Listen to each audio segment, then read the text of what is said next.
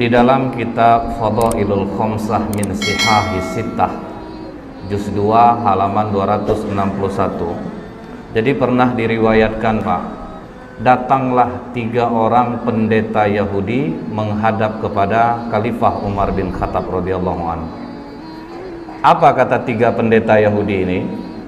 Wahai Amirul Mukminin, kami bertiga datang ingin bertanya kepadamu beberapa hal. Apabila engkau bisa menjawab pertanyaan kami, maka kami bertiga masuk Islam. Tapi jika engkau tidak bisa menjawab, berarti Islam itu bukan agama yang benar dan Muhammad itu bukan seorang Rasul. Maka kata Umar bin Khattab, baik, silahkan Pak Pendeta, apa yang ingin kalian tanyakan? Maka kata salah satu di antara 3 pendeta ini, pertanyaan kami yang pertama, kapan pintu langit itu terkunci? Kemudian yang kedua, Umar, kapan pula masanya pintu langit itu terbuka? Kemudian yang ketiga, coba engkau sebutkan kuburan yang bisa berjalan bersama penghuninya. Kemudian coba engkau sebutkan makhluk Allah yang bisa memberi peringatan kepada kaumnya, tapi dia tidak manusia dan tidak pula jin. Bisa ngasih nasihat tapi bukan manusia, bukan pula jin. Kemudian Umar, coba engkau sebutkan 5 makhluk Allah yang berjalan di muka bumi tapi tidak dilahirkan oleh induknya. Kemudian Umar, coba engkau jelaskan kepada kami kisah pemuda-pemuda yang mempertahankan imannya dan mereka bersembunyi di dalam gua. Setelah pendeta Yahudi ini bertanya, Pak, apa kata Umar? Bukanlah sesuatu hal yang memalukan bagi Umar bila memang dia tidak bisa menjawab pertanyaan yang tidak dia bisa jawab. Maka kata Umar, kalau bertinju kalian sama aku masih kurang orangnya ini. Kalau bertinju. Tapi kata Umar, bagian dari kami ada yang gak mudah menjawab pertanyaan ini. Kalau memang ada ya sudah, ajukan saja. Dipanggil oleh Umar, Salman. Dipanggil Salman Al-Farisi. Ya Amirul Mukminin, kau pergi ke rumah Ali, katakan Umar memanggilnya. Maka Salman langsung lari ke tempat Ali bin Abi Thalib.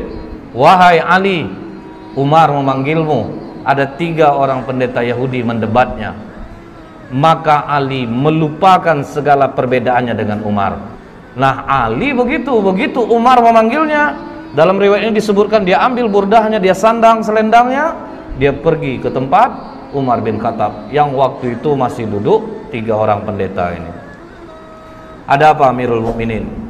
Ini Ali. 3 pendeta ini mempertanyakan beberapa hal. Kalau bisa dijawab, mereka masuk Islam. Tapi kalau tidak bisa jawab, katanya jangan lagi kowar-kowar Muhammad itu seorang Rasul dan Islam itu agama yang benar. Maka kata Ali, silahkan Pak Pendeta, coba diulangi lagi pertanyaannya. Maka kata pendeta ini, yang pertama Ali, kapan langit itu pintunya terkunci atau langit itu digembok oleh Allah, itu kapan? Maka kata Ali, asyirku billah, syirik kepada Allah. Jika kalian mempersekutukan Allah, seluruh amalan tidak naik ke langit. Itulah makna langit terkunci. Jadi kalau kita melakukan kesyirikan, Pak, langit terkunci. Langit tidak akan terbuka, amalan tidak akan naik. Ini yang membuat pintu langit terkunci. Kemudian Ali, kapan pintu langit itu dibuka oleh Allah? Di saat engkau mengucapkan la ilaha illallah. Ketika engkau tidak menyekutukan Allah, engkau mengakui Allah itu satu, pintu langit akan terbuka. Kemudian Ali, coba engkau sebutkan kubur yang bisa berjalan bersama penghuninya. Maka kata Ali, yang kalian tanyakan ini adalah Yunus bin Matta, Nabi Yunus alaihissalam. Ketika Nabi Yunus berdakwah di kaumnya, nama kaum Nabi Yunus ini Pak, Nineveh Pak, didakwahi tauhid, rajanya mencemooh, kemudian masyarakatnya mencemooh, tidak ada yang mau nerima dakwah Nabi Yunus. Maka Nabi Yunus memohon kepada Allah, Allah kasih waktu 40 hari akan diturunkan azab. Sampai hari ke-39 tidak ada tanda-tanda azab Allah turun. Nabi Yunus putus asa. Dia tinggalkan kaumnya Bu, tanpa izin Allah. Dia tinggalkan kaumnya, dia berangkat, baru langit menghitam. Jadi Nabi Yunus tidak tahu bahwa Allah akan menurunkan azab. Begitu raja dan masyarakat melihat bahwa azab Allah akan turun, waduh, ini benar Yunus ini. Maka semua kaum Nineveh bertobat, cuman nabinya udah pergi. Naik ke atas kapal, gelombang tinggi, ketakutan nakodanya, maka diundilah nama Nabi Yunus keluar berkali-kali. Maka dicampakkanlah Nabi Yunus ke dalam laut, dimakan oleh ikan, terkubur dalam perut ikan, dibawa jalan ke 7 samudra selama 40 hari. Itulah kubur yang berjalan bersama penghuninya. Karena Allah katakan dalam surah As-Saffat 143, falaula annahu kana minal musabbihin, maka sekiranya Nabi Yunus tidak termasuk orang yang banyak berzikir, bertasbih kepada Allah, jadi dalam perut ikan itu Pak, menyesal Nabi Yunus. Dia zikir la ilaha illa anta subhanaka inni kuntu minaz zalimin. Mual perut ikan itu dibuatnya Pak. Karena kata Allah la labitha fi batnihi ila yaumi yub'atsun, niscaya dia akan tetap tinggal di perut ikan itu sampai hari kiamat. Jadi kalau sempatlah Nabi Yunus tidak banyak mohon ampun kepada Allah, ikan itu akan tetap mengubur Nabi Yunus di dalam perutnya. Terkaget pendeta ini, waduh ini cerdas satu ini nih. Dapat dia menjawab pertanyaan pendeta. Jadi kubur yang jalan bersama penghuninya, Nabi Yunus berada dalam perut ikan dan dibawa 40 hari ke 7 samudra, baru dimuntahkan. Baik Ali, kau benar. Kemudian Ali, coba engkau sebutkan makhluk Allah yang bisa memberi nasihat kepada kaumnya, tetapi dia bukan manusia dan bukan pula jin. Maka kata Ali, ketika Nabi Sulaiman dan bala tentaranya sampai di lembah semut, hatta idza atau ala wadin namli qalat namlatu ya ayyuhan nablu dukhulu masakinakum. Jadi ada seekor semut Pak, dia komandoi kawan-kawannya, wahai para semut, masuklah kalian ke dalam sarang-sarang kalian, karena la yahtimannakum Sulaimanu wa junuduh, nanti kalian akan terinjak oleh Sulaiman dan bala tentaranya. Nah, inilah makhluk Allah yang bisa memberi nasihat kepada kaumnya, tetapi dia bukan manusia dan bukan pula jin. Wah, terjawab lagi. Oke Ali, coba engkau sebutkan 5 makhluk Allah yang berjalan di muka bumi tapi tidak dilahirkan oleh induknya. Maka kata Ali, Adam alaihissalam, Siti Hawa, onta Nabi Soleh itu keluar dari batu Pak, tidak dilahirkan oleh induknya. Kemudian tongkat Nabi Musa yang berubah menjadi ular, ular itu juga tidak dilahirkan oleh induknya.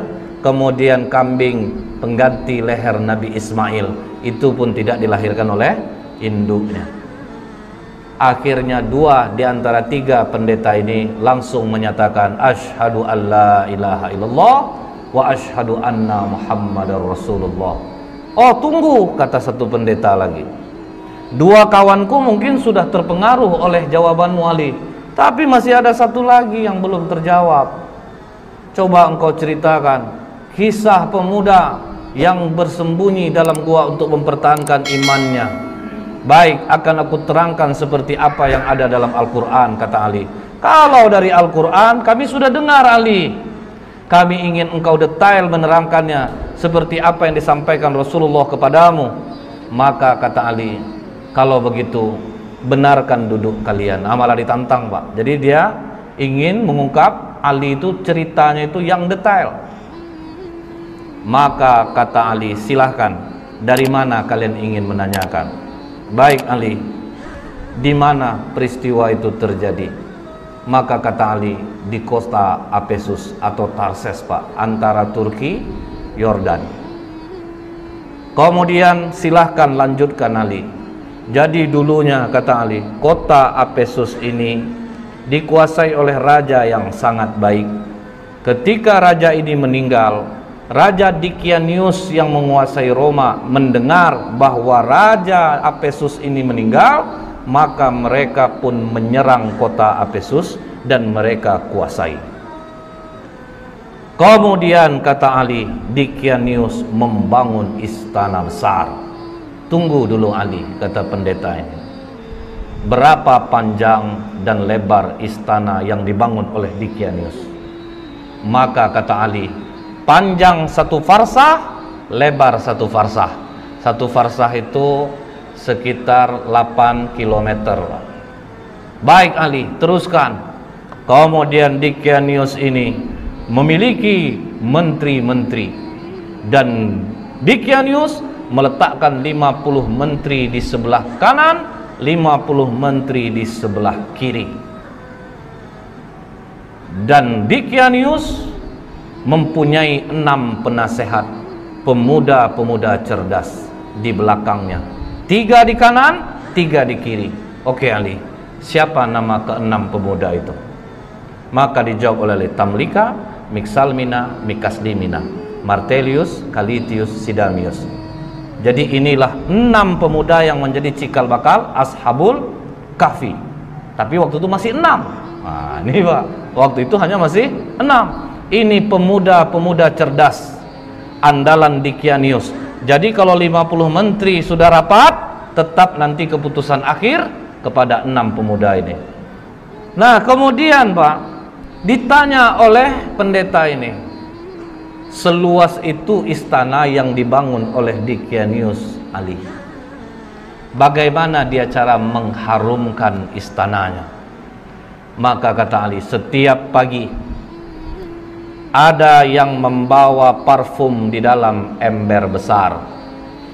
Kemudian ada satu yang membawa seekor burung. Ketika burung ini diberi isyarat, maka burung ini mencemplungkan kedua sayapnya dan mengibaskannya ke seluruh ruangan istana. Canggih orang dulu rupanya Pak. Setelah itu kata Ali, ketika Dikianius 30 tahun berkuasa, tidak pernah sakit, disitulah dia bertanya kepada para menterinya, kalian pernah enggak nengok aku sakit, demam, beringus, lemah, letih? Tidak pernah Raja. Biasanya kalau yang enggak sakit-sakit ini siapa? Tuhan Raja. Bersediakah kalian menyembahku? Bersedia Raja. Pokoknya siapa yang mau menyembahku, aku berikan kehidupan yang baik. Pakaian dari sutra, kemewahan, kekayaan akan aku berikan. Begitu dikasih kekayaan, uang, fasilitas, masyarakat rela menyembah Dikianius Pak. Mereka semua menyembah Dikianius. Tapi Pak, 6 pemuda yang di belakang Dikianius akhirnya rapat di rumah Tamlika. Dikianius mengaku dirinya Tuhan. Disuruhnya orang menyembah, orang pun menyembahnya. Sementara kalau dia Tuhan, kenapa harus kita yang memutuskan setiap permasalahan? Jadi menurutmu bagaimana Tamlika? Dia bukan Tuhan. Justru kita harus berpikir, langit tanpa tiang kok bisa tegak? Pasti ada yang menciptakannya. Hujan turun, bintang bercahaya. Dikianius saja dia masih merasa takut, dia juga tidur, dia juga lapar. Masa Tuhan punya kekurangan seperti itu? Jadi apa keputusanmu Tamlika? Kalian rela enggak tinggalkan kekayaan, jabatan, fasilitas ini? Kita lari dari sini. Kalau kita melawan tidak mungkin bisa.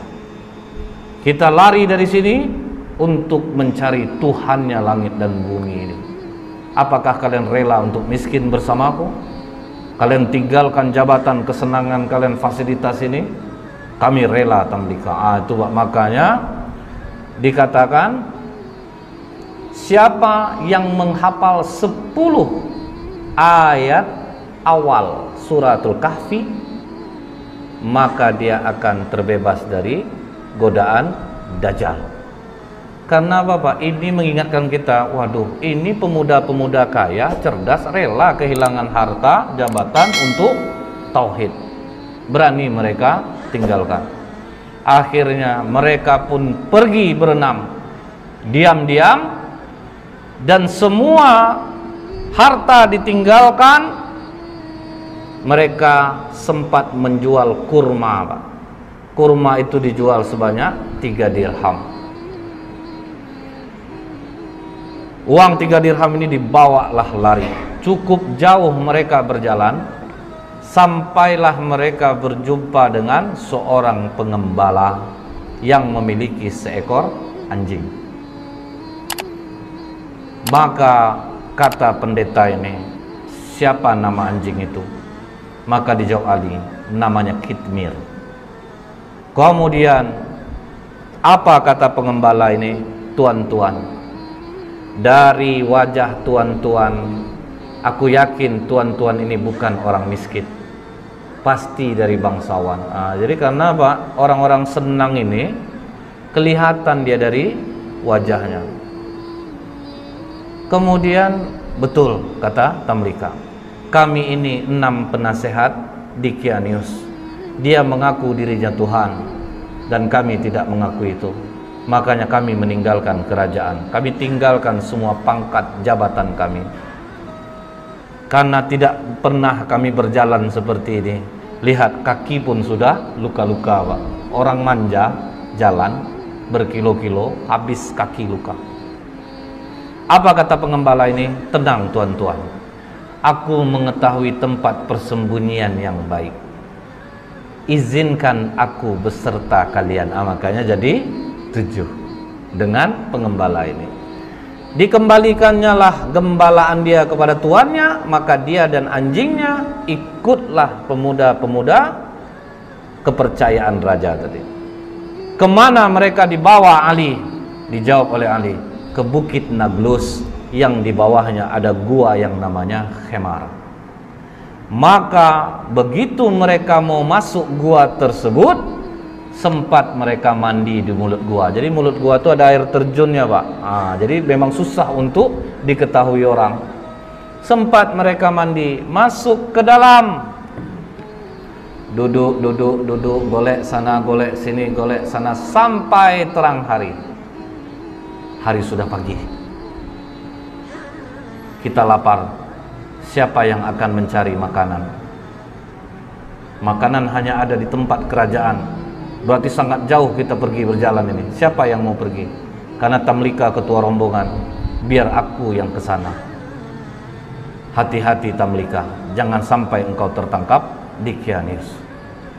Begitu Tamlika keluar dari mulut gua, sudah mulai terkejut ya Pak, karena air terjunnya sudah tidak ada. Tapi terus dia bawa uang 3 dirham ini, jalan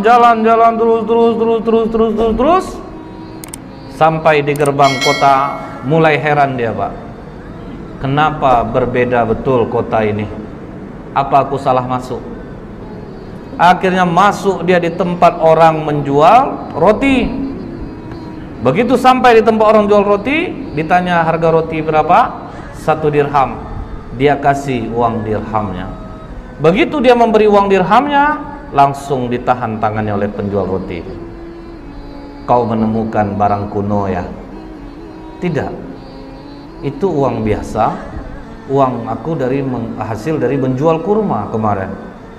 Jangan bohong.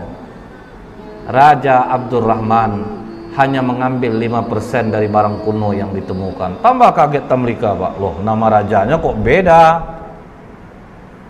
Bukankah raja di sini Dicanius? Oh, engkau telah menyebutkan nama raja zolim yang mati ratusan tahun yang dulu. Wah, tambah kacau Tamlika.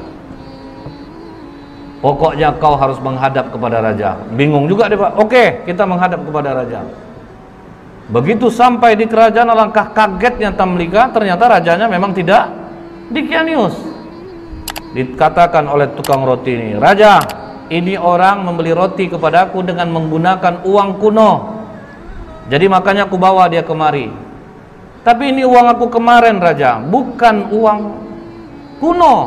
Sudahlah, kata raja, kami hanya mengambil 5% dari barang kuno yang ditemukan. Tidak raja, ini uang baru kemarin. Sudahlah, jangan berkelit, kata raja. Aku tinggal di sini raja. Disebutkannya lah nama-nama orang yang dia kenal, Pak. Apa kata raja? Sepertinya pikiranmu mulai terganggu. Nama-nama yang kau sebutkan itu nama-nama orang yang sudah lama mati ya. Tapi betul raja, aku tinggal di sini raja. Aku masih ingat di mana rumahku. Maka kata raja, iringi dia. Kemana dia menunjukkan rumah, pergi kalian ke sana. Diiringilah oleh para tentara. Sampai di rumah yang dia tunjuk, diucapkan, dipanggil, keluar orang tua yang sudah sangat tua renta. Mengapa kalian datang kemari? Katanya kepada tentara raja ini. Ini Pak, pemuda ini mengaku dia tinggalnya di sini. Siapa kau anak muda? Dijawab oleh Tamlika, aku Tamlika putra Filistin. Langsung sujud kakek ini datuk moyangku. Inilah yang diceritakan oleh Isa alaihissalam. Pemuda-pemuda ini akan bangkit.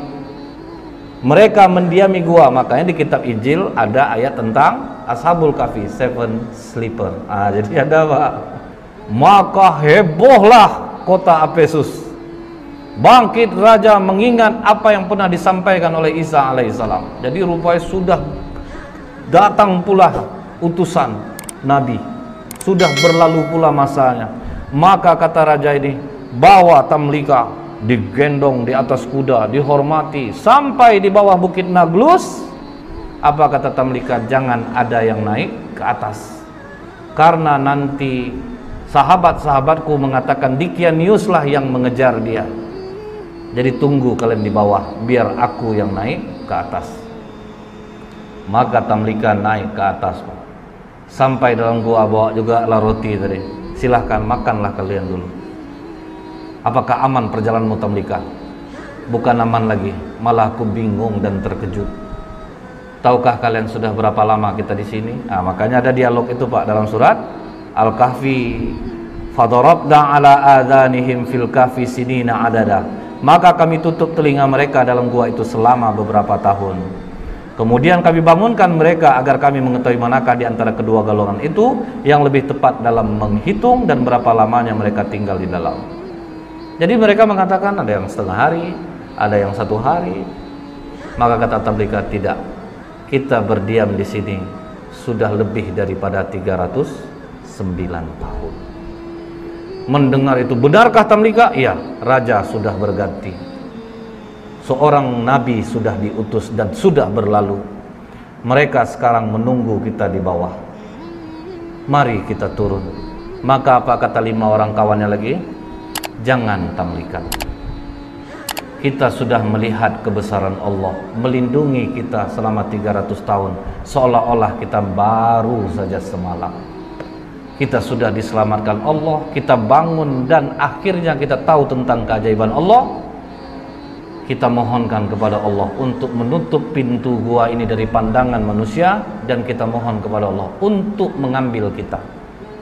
Karena apabila kita turun Tamlika, mereka nanti akan mengkultuskan kita.